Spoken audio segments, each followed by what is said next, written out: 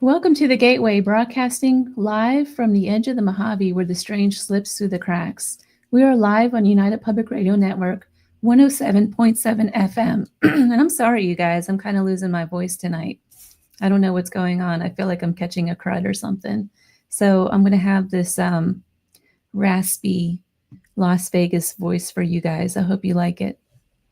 So I'm your host. I'm C.L. Thomas. You guys all know that. Tonight we're joined by demonologist and paranormal investigator James Annitto. He's a dear friend of mine, and I'm so excited that he is coming back on the scene. I can't wait to get him on here. But before we get into that, you've been listening to Into the Night with Sean Kelly and his discussion on why do we need magic in our lives. If you missed it, check him out on Sundays as well. He's on at 5 p.m. Pacific.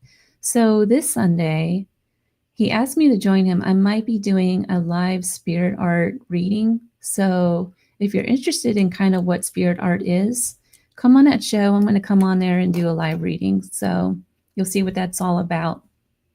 So if I'm up for it, I'll be there. Stay tuned. It's currently 98 degrees here in the Mojave. It's a little warm, but the temperature is going to drop sometime later this week. There's always something going on around Vegas. Whether it's one of those places where we don't say, what show are we going to in the next couple months, right? We say it every night. What show are we going tonight? There's always something going on. So tonight, I'm so excited about this. On the Strip, we are getting a piece of the Burning Man. That's right. A decommissioned jumbo jet that was a party venue at the Burning Man Festival is being relocated here to Vegas at Area 15, just off the Strip. The gutted Boeing, I think it's a 747, is soon to be transformed into our newest nightlife venue. I can't believe it. I can't wait to see this thing. So for those that don't know, Area 15 is this giant area just outside of the Las Vegas Strip that houses the Meow Wolf's Mega Mart is in there, as well as some other giant permanent art installations. It's a neat place. But I can't wait to see what they do with this Burning Man plane. It's going to be exciting. So among other news, I want to especially thank the marketing team with the Queen Mary. They hosted me over the weekend to investigate their ship, and wow, what an experience. It was just me and another guy that he kind of have taken me around to all the places that a person normally wouldn't get to see, and I had nothing but my digital recorder and got to walk around the ship and just experience that. It was pretty amazing. The place really is haunted. I caught a lot of things just in that 4-hour span that I was on that ship. But anyhow, I'll post those later this week so you guys can see and hear what I'm talking about. I want to get into our topic tonight. We're joined by demonologist and paranormal investigator James Annitto. He has been actively investigating the paranormal since 2004. He's been in it a long time. What I like about him is he brings this really unique analytical thinking and psychological insight to it, as well as a spiritual understanding, which, if you caught my show tonight with Tim Shaw, we talked a little bit about the spiritual understanding of this work. Tonight, he will share his insight on the psychological dimensions of the paranormal. And let me get him on here. Hi, Hello, James. how you doing? Welcome back to the show. Yes, thank you. I believe I was one of your first guests when you first started this, and now I'm here again many years later. This is true. You've been a guest for me quite a few times now. I have, I'm very appreciative of that, and our friendship. We got to go to Romania together, and you've been a great friend and a great person to delve more into deep topics on your show. I really value your work and your insight on a lot of different things. Um, you Appreciate kind that. of you kind of disappeared a little bit in the paranormal, but now you're back. And on top of that, you have a really big announcement. Hmm. Would you like to talk about where'd you go and what's your big announcement?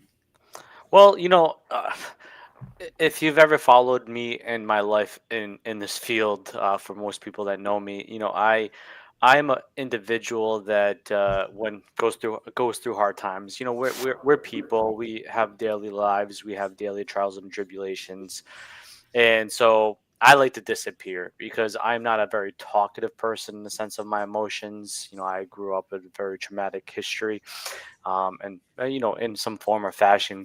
Um, Raised myself. So, when I'm going through a dark time and or need self reflection or introspection, I tend to just run away and hide in a little burrow and kind of come out when winter's over as a bear, a hibernation. So that's basically what had happened. I made some poor decisions in my life, and dealing with the work that I do specifically, which is negative hauntings and consulting people regarding these hauntings. I needed to take a break and take time for myself. But first and foremost, it was really my family as well. I needed to focus on my two children, my girlfriend, who I was taking a lot of time away from by traveling, doing podcast, traveling, doing lectures or speaking engagements or investigations. So, I really had to step back and create time for my kids, my family, and that's still a priority. As I like to say, I'm not fully back. I am like dipping my toes in. But it's more so I'm dipping my toes in because I do have a huge announcement, actually, two announcements, surprisingly for you. But so that's one of the biggest reasons, a lot of my years, since 2004, um, so a very long time. But I've been have been asked to for years to kind of put my mind to paper, and I've always tried and hesitated. There was a time that I was writing a book with a co-writer, or maybe a ghostwriter, and so to say. But I, we were at the finish line, and there was just a break between a friendship, and as in the paranormal drama occurred, so the book went wayside, and all those writings that this person had went with them, and it was never released. So this past basically 10 months I've been away, um, from social media and the paranormal. I really have gotten a couple things over the finish line, one more so than the other. But I've really been able to just sit down while doing my schoolwork because I have a career. I'm a master's program for my psychology degree. I have two kids, so my life is pretty daunting. But Two yeah, so small, two babies, nonetheless. yeah, 9-year-old and a 3-year-old is a craziness. But so yeah, so my announcement is not only do I have one book coming out, I have two books coming out.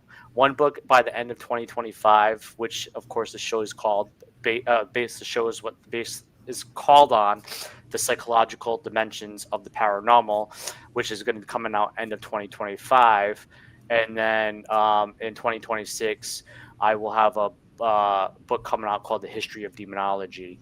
The forward for the first book I just discussed, coming out in 2025, is the forward is by Ron Yacovetti, a very brilliant mind in this field, and somebody that I love and adore very much so. And then the History of Demonology, the forward is by Keith Johnson, who is a Oh, renowned nice. demonologist. So yeah, it's crazy. I never thought I was going to be able to push two books out. The second one is in rough draft phase. It's basically all written beside the forward from Keith, but he did agree to write it. And then the psychological dimensions of the paranormal is basically sitting and waiting. I'm possibly working with the publisher through Ron, but if that doesn't go through by my timeline, I will self-publish it as of right now. And I'm looking at towards the end October, but I'm going to give it till end of 2025. But it definitely will be out this year.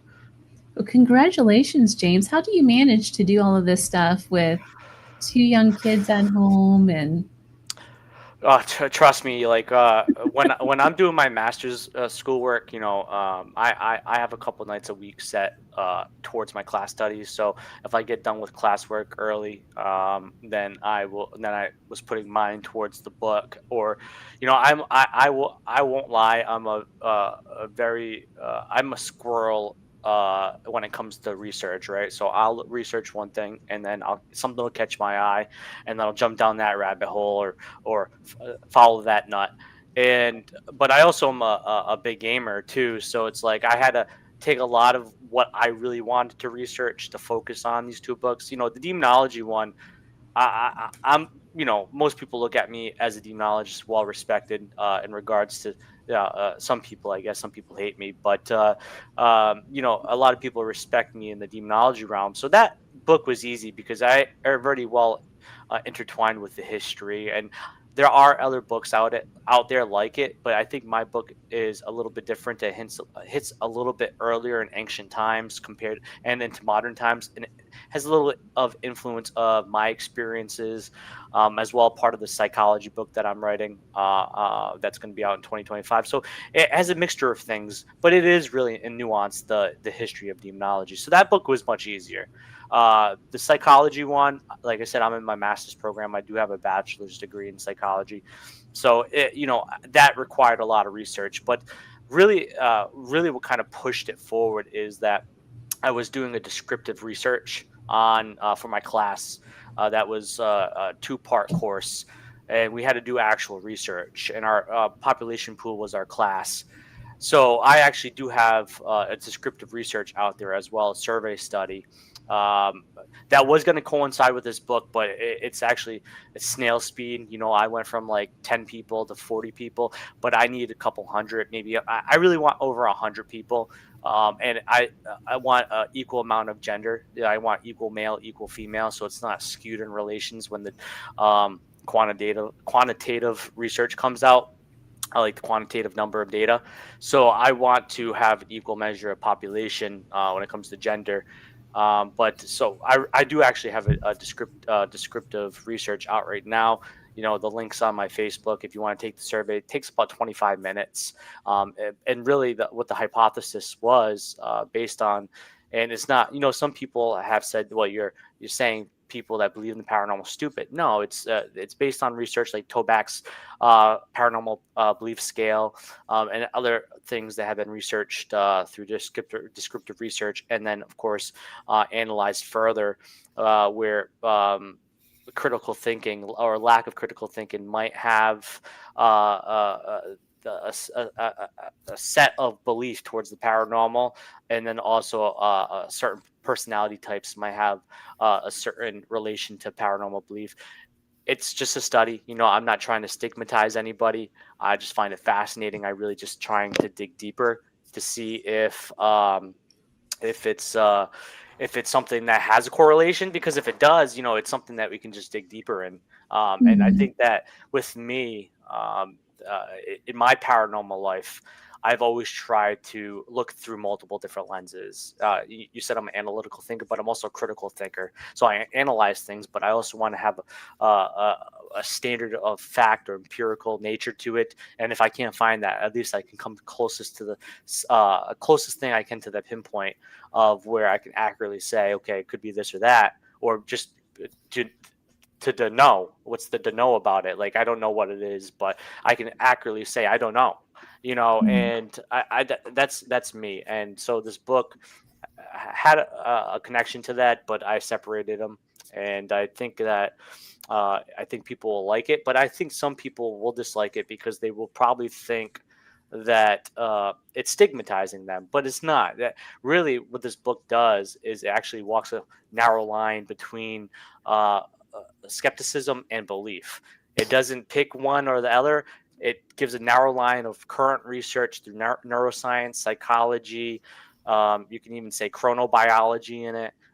It looks through those realms, but it also factors that, a lot of these things that people experience, you can't throw out the window either. Because as somebody myself, I've had experiences. I believe, and I've noted this on live television. I've noted this on podcast.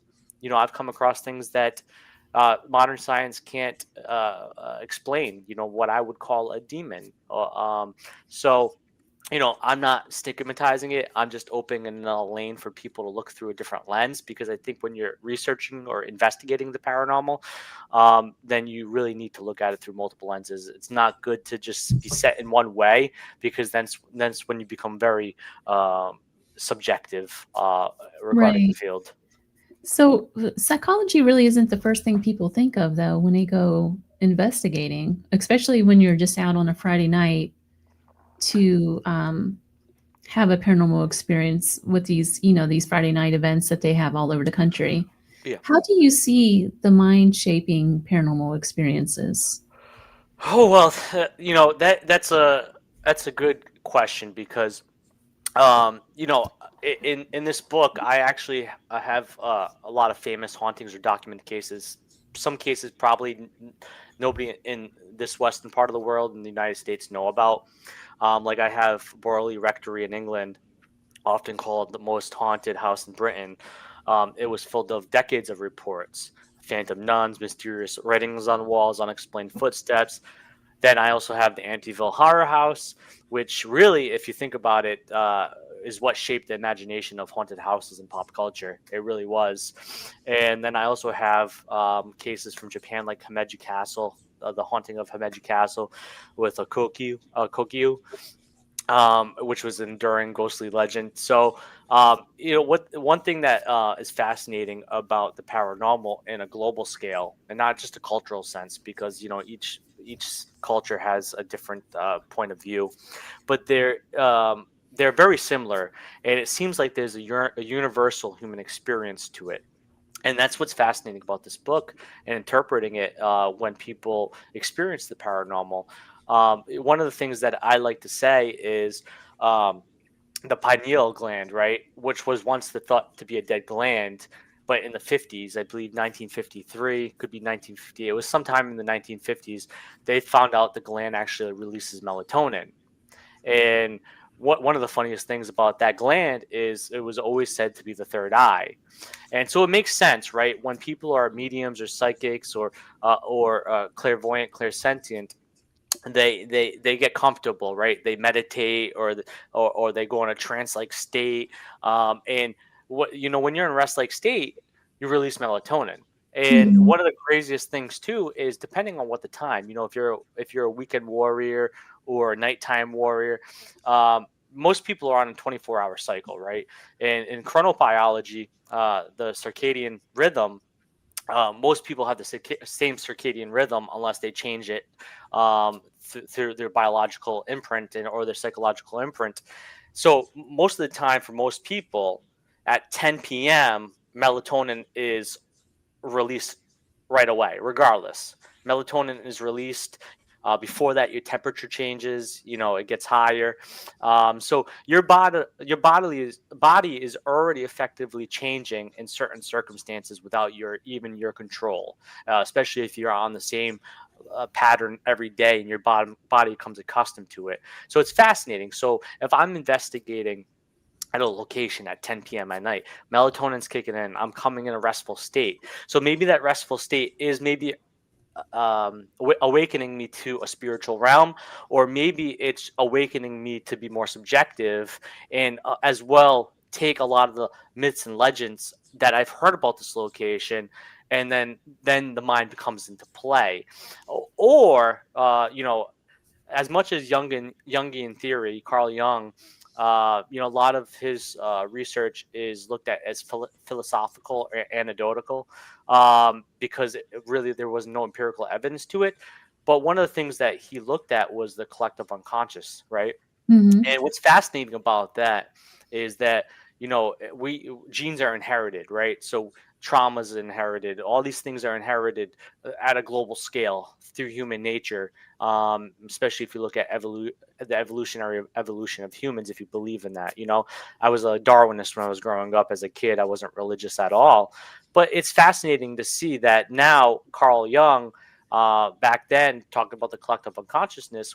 We have started to peel back on like genetic memory and how trauma and behaviors can be passed along through Mhm. DNA.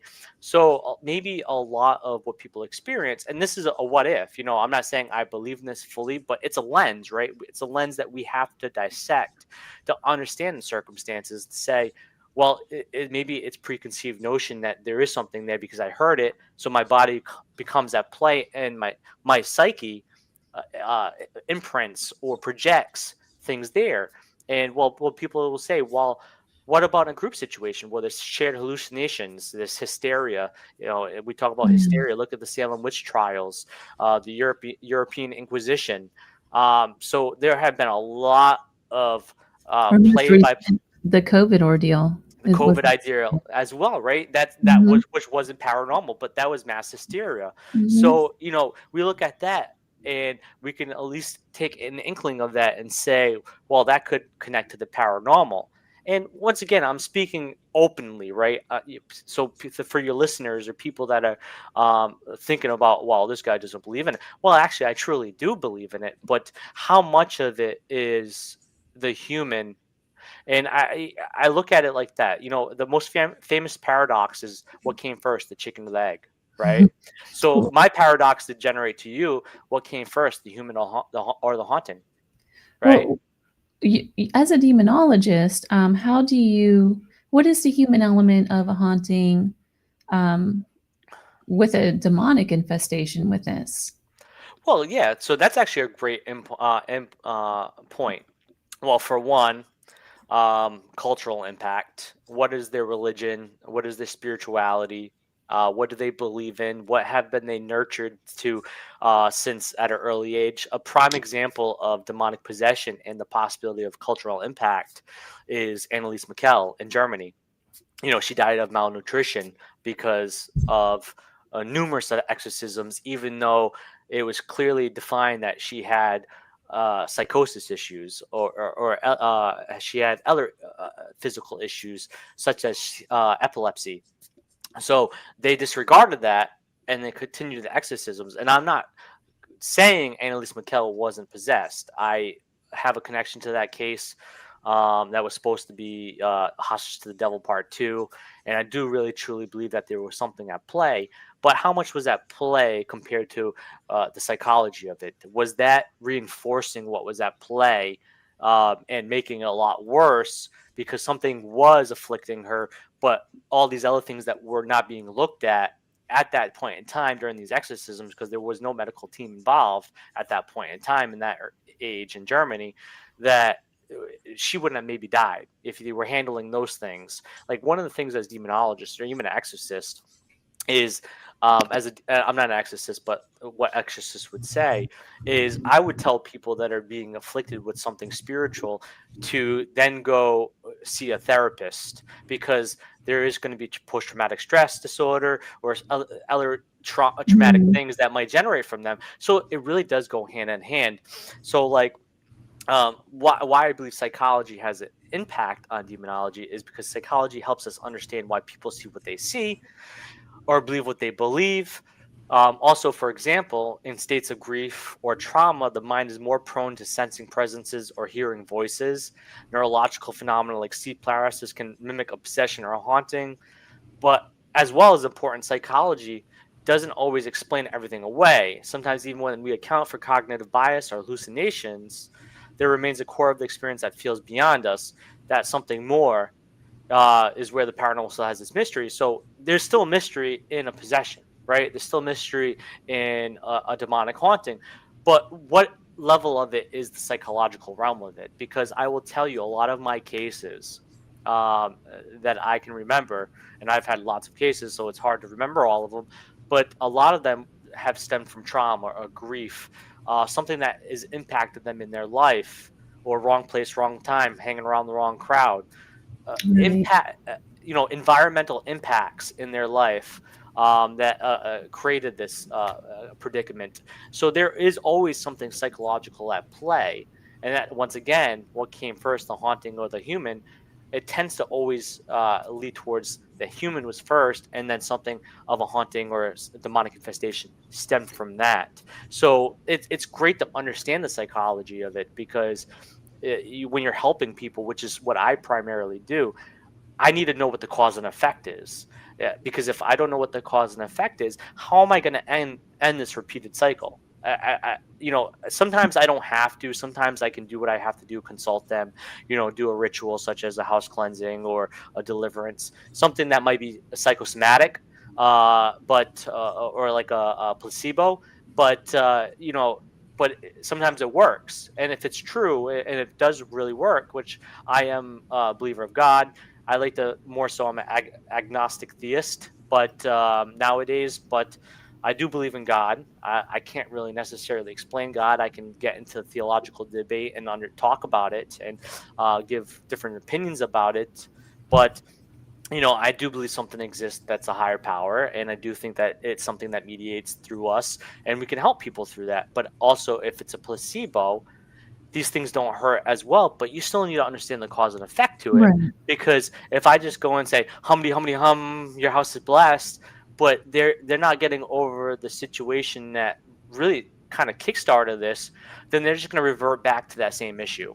Do you think, with the cases that you've had, that people are claiming demonic activity, do you think that demons and humans, with all of that you just said, are a, how should I ask it? Do you think that they're a required dichotomy, or is that relationship more like a nonce than we usually imagine? So what you're asking, the connection between demons and humans, Yeah. the Do you think? differences? Yeah. Well, kinda. Do you think that it just comes hand in hand in our paranormal world and with the nature of humanity to begin? Well, Like, I have lots of books on the idea of demons. It goes all the way through history. Does it yeah. come hand in hand? Well, in my history of demonology book, actually, it goes to the ancient roots. Yeah. So in Mesopotamia, Samaria, and all that stuff, Babylon. Like, Uh, do demons have to exist in like, does there have to be this battle between good versus evil? well, at first, it wasn't necessarily a battle versus good versus evil in humanity, right? It kind of catapulted that towards Greek philosophy and Greek mythology. Epicurus created the theodicies, which is the standard way of saying good versus evil. So really, the good versus evil was kind of an underlying nature to what people believed in ancient times, right? So 3,000 years ago, or even longer than that now, but Mesopotamian times, they believed that demons could be good or bad, right? They're gods like Pazuzu. You could pray to him or create ritual for him to protect you, but he could also be pestilence, right? He could also bring famine. So it was different back then until about Greek times, where like I said, theodicies came into play, where good versus evil. But really, what catapulted more than the good versus evil from Greek philosophy was Roman mythology, and then into Christianity, right, or Judaism, because Abrahamic religions is really kind of what took the word daemon, which was a Greek word for like but middle being, which so they were overseers between the gods and humans, and they weren't necessarily good or bad. But when Christianity took the word daemon, or daemon, which was in Roman, it became demon. Then it became a good versus evil thing. Like demons were fallen angels that fell from the graces of God because of free will, followed Lucifer, and they were evil, right? Because they went against God.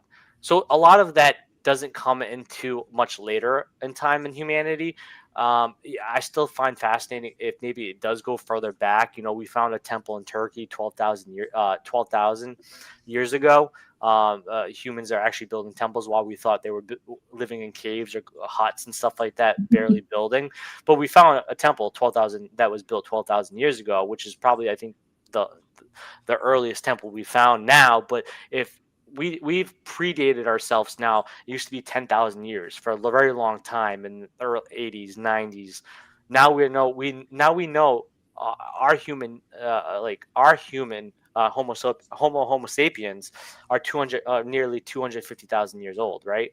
So Mhm. we have still a lot to discover about the spirituality or belief systems of a lot of these precursors, our forefathers that came way before us. And I will believe that there are probably differences, but what's funny is a lot of the similarities between mythoses, between cultures that didn't, you would think that would have no connection, but had similar building capabilities, similar belief systems, maybe once again of human nature when we spread out from Africa.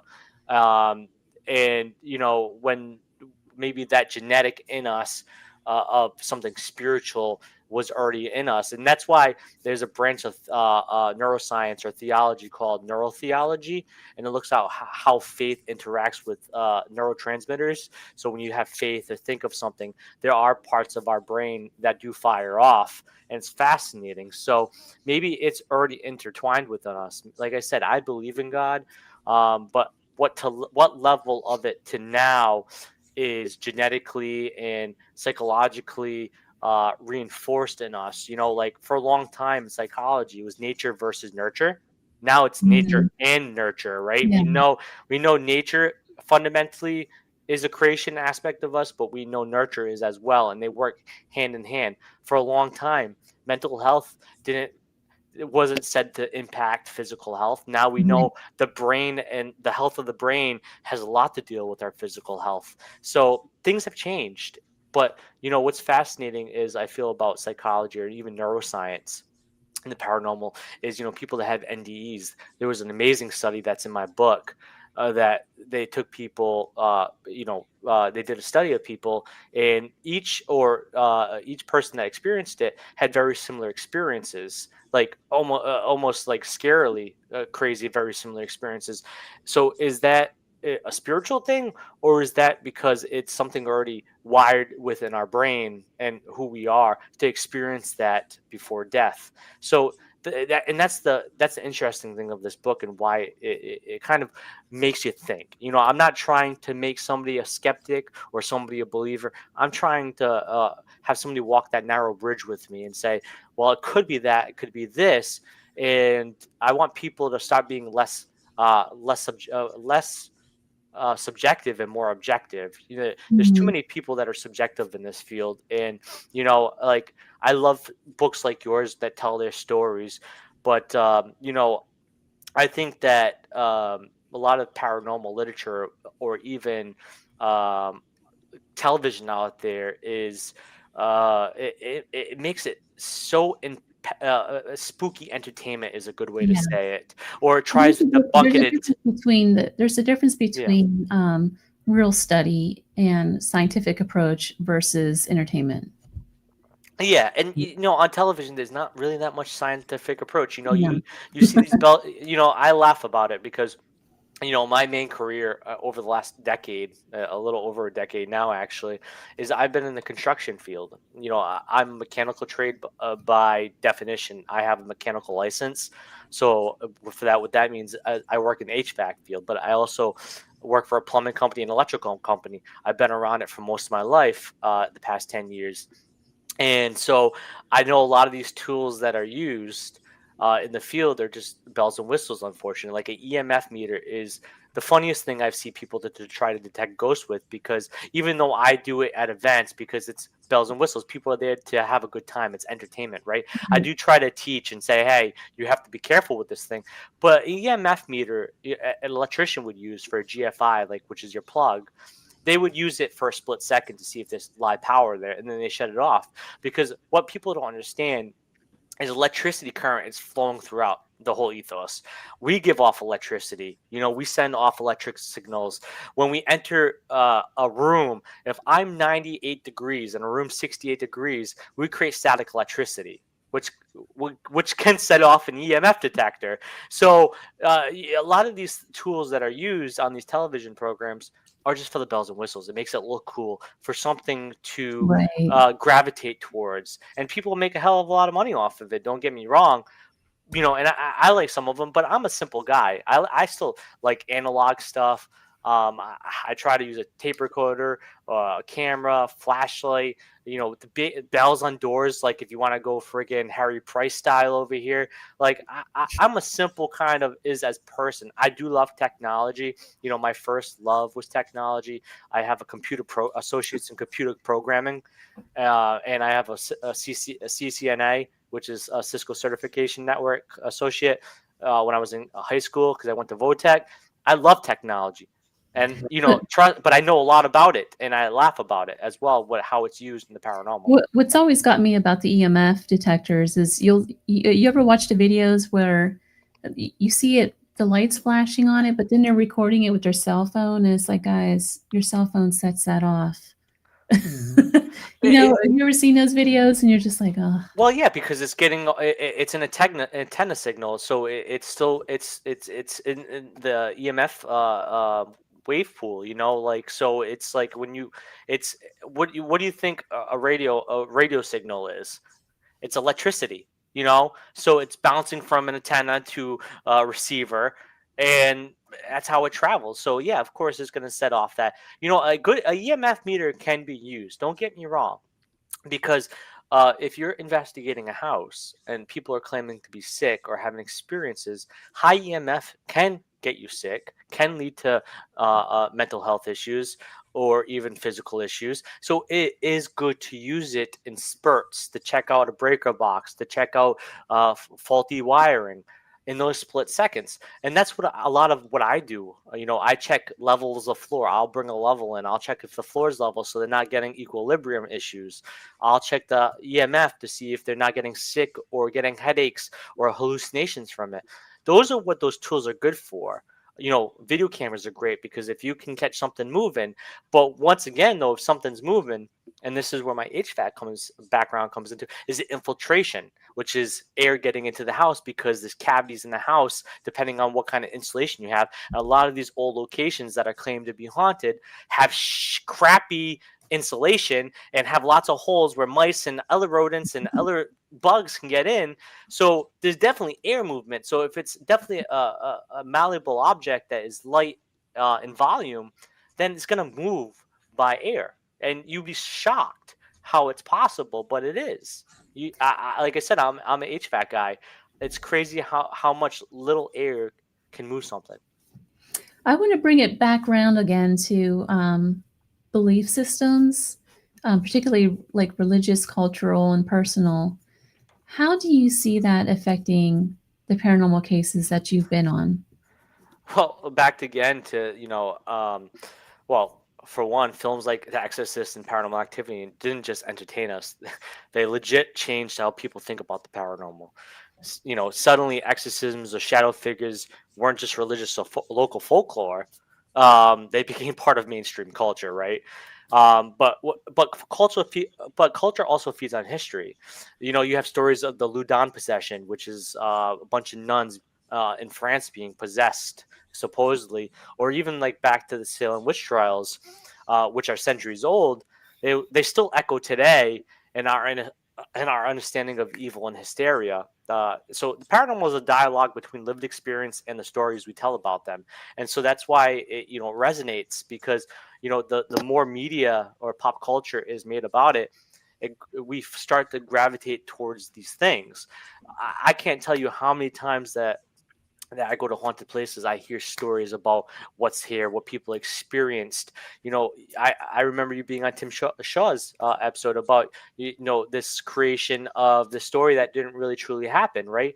Right. I also and Frankie, who's the Parasite Project in this, anomalistic psychology, which is to prove the natural occurrences in the paranormal. But there's also paranormal psychology, which is known as parapsychology, which tries to understand the paranormal through the paranormal means.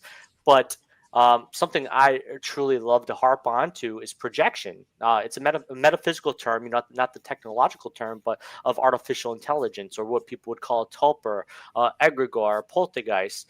I think that also we are given these historical lessons of haunted history that might be fabricated or, of course, twisted a little bit.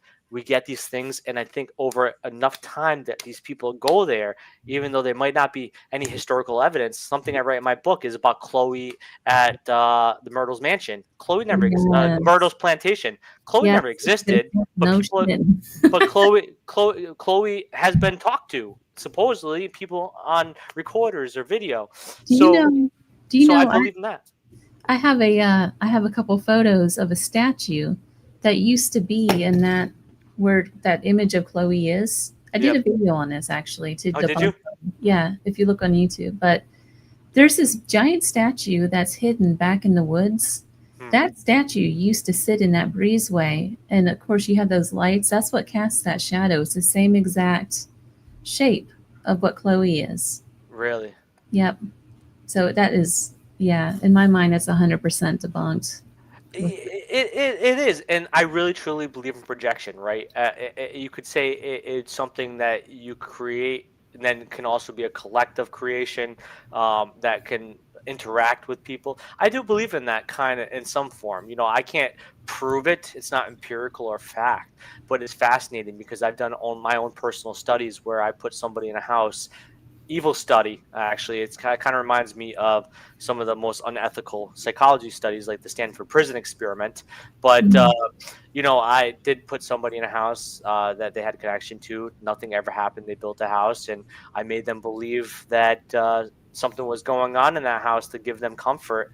And then eventually stuff actually started happening over a period of time. So is it something we created, or is it because we told ourselves that something would happen over time, or we tricked ourselves out we thought things were happening? And that's the awesome thing, is I think a lot of what we deal with in the paranormal is a projection. But also too, and I ain't cutting out the natural explanations of it. I do love things like the stone tape theory, that emotions and trauma can be imprinted into certain environments and certain properties, and people leave echoes of themselves. I find it kind of crazy if we do the same thing over and over every day, that we're not going to leave an imprint of that activity. We're basically walking recorders or walking receivers. Like I said, we send out electric signals. We have this biofield around us that is, not proven, but really lean towards to being a great theory, that we have this biofield around us. So maybe we let traces of our biofield around, and these echoes happen. I believe, and I know a lot of people that talk about Lizzie Borden. I work in Fall River every day. Actually, my company used to service the Borden house, but I've also been in Maplecroft, which was her adult home after everything happened. And I've heard many people say that the Lizzie that they tend to deal with at Maplecroft is much different than what they would deal at Lizzie's house, because the one at Lizzie's house is more chaotic and negative, while the one at Maplecroft is more peaceful and forthcoming. And that would understand that what happened at that house in Fall River compared to Maplecroft, why the energies would be different, if there is a natural explanation to it, or stone tape theory, that trauma, that grief, all those emotions that were put into that moment of those people dying, her family dying, probably permeated into the ground, and that echo happens. There's so many different awesome theories and fascinating things that people have implemented or talked about or present about the paranormal field. And I think that's why, like I said, this book or what this topic isn't necessarily to say the paranormal doesn't exist. It's to say that the mystery is real, but how much of it is mystery, and how much of it is us? And it's a our paradox. own energy, our It's own a energies.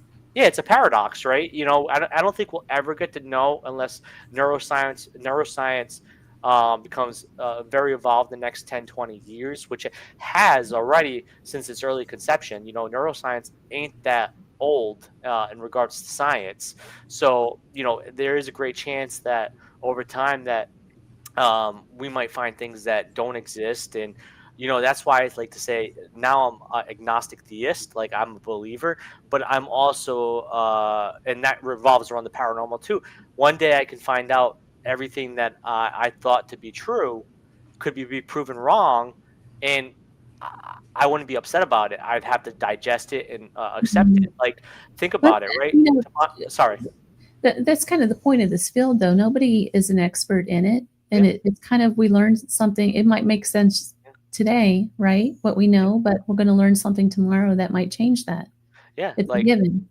yeah, like with my field of demonology, right? If you look at demonology, which became really a practical study from academia because it was an academic study for a long period of time, and then during the Inquisition, it became practical, right? People applied it to in court cases or condemnation of people. And the thing about demonology, right, is that a lot of possession thought, right, of people being possessed now we know is schizophrenia or psychosis or bipolar or epilepsy or other neurological disorders or psychological disorders. Now we know that, but back then it was the demon. It was possession, right? So we have come a long way, and people died for this belief. People were stoned, hung, tortured.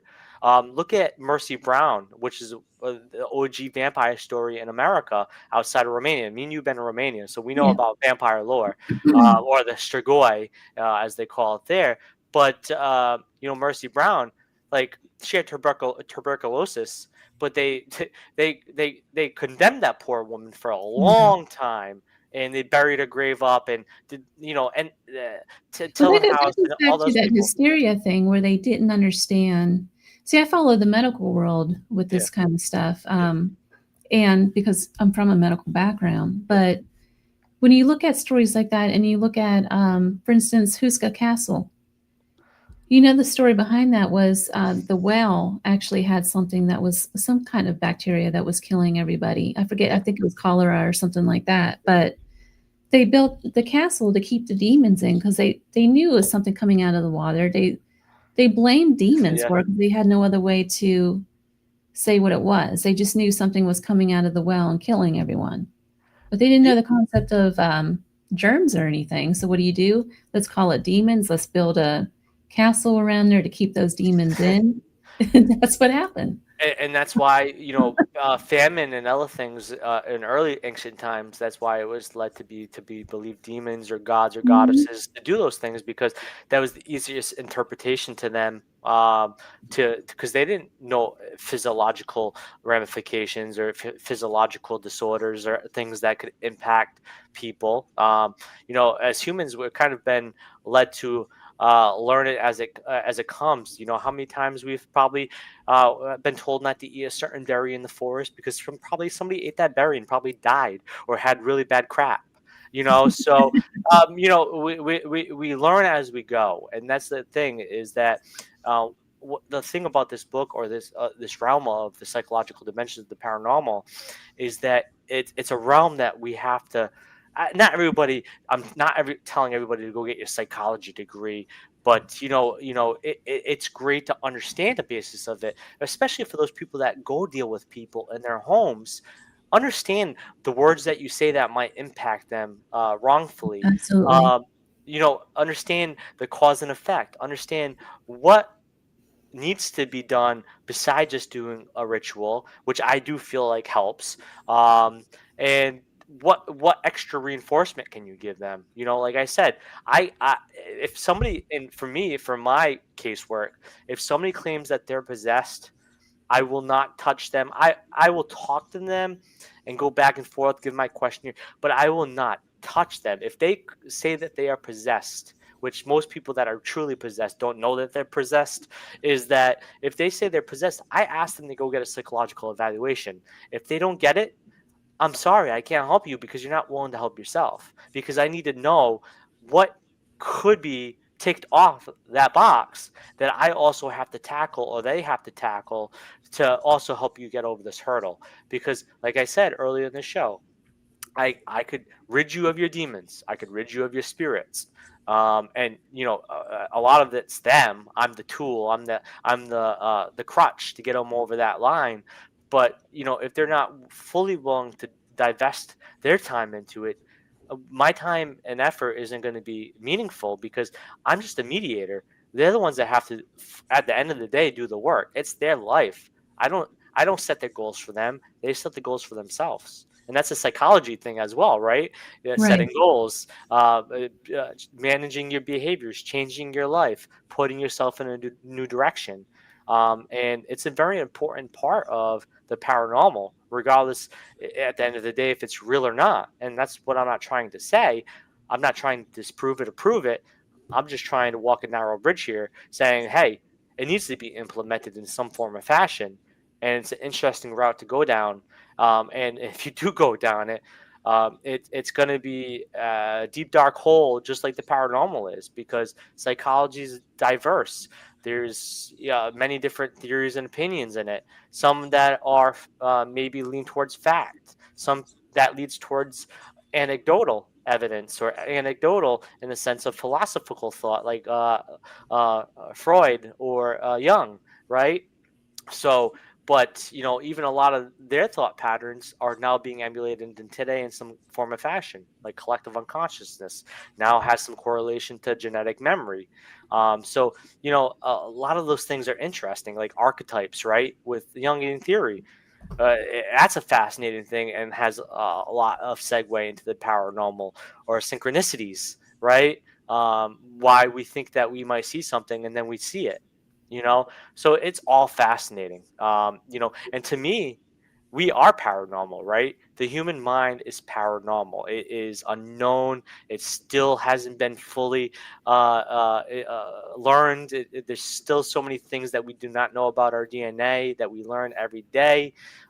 So, like the gland I said with the third eye, we thought that was a dead gland until the 50s, and still didn't understand it until much That's later. related to the DMT. Who's the guy that said tune in? You know where I'm going, the LSD guy. Oh, Crowley? No, no, Oh, no. His name what? was the '60s guy.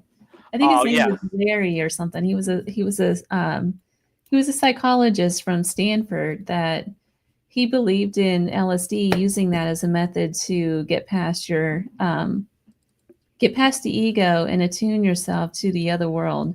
But he's famous for going into one of those rallies and saying, "Tune in." I forget what he said. Something about tune in, turn off, and drop out, or something like that. Well, He's famous the for it. funny thing about that is too is it was a Joe Rogan thing, yeah, for people that actually know what I'm talking about, but it actually is a theory, it's called the stoned ape theory, right? Where we grew up in the fields of Africa, and I'm not saying it's true. I'm just saying it's a theory that where we grew up in the fields of Africa, psilocybin is actually quite well plenishable there, right? Which is a mushroom, which gets you gives you an elusive psychedelic state. And stoned ape theory states that the psilocybin in the fields is what helped uh, kind of fire off our neurotransmitters and our synapses to actually develop our brain to the intellectual ability of evolution we are now. You take it with a grain of salt, but it's interesting. Like, look at, like, talking about Crowley. Look at what Crowley did with his followers. They took LSD and other drugs to come one with Mhm. themselves, to talk to dark entities, right? So Right. it's been a common place to use psychedelics as a means of a spiritual tool to talk to the other side.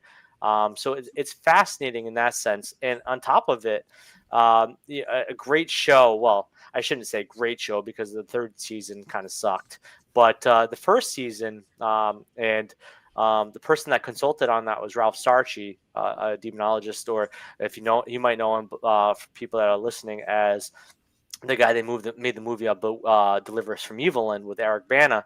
But in the show Evil, the a seminarian that's becoming a priest, who is the quote unquote demonologist, he does psychedelics to talk to God.